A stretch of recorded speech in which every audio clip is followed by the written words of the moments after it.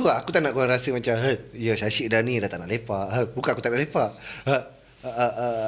Ada masa aku nak lepak tapi aku tengok orang busy. Kadang-kadang kadang aku duduk rumah je kan. Aku dengan bini aku duduk rumah, buat live, duduk berdua, masing-masing dah ada family kan.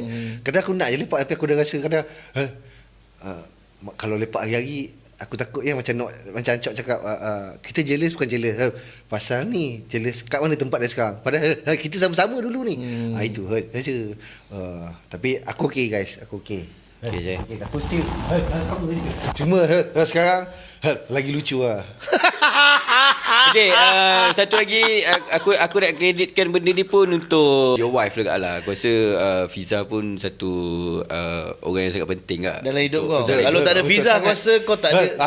Aku hanya. Aku rasa macam doa-doa Fiza betul, di, sangat. di tanah suci Aku- tu orang malam.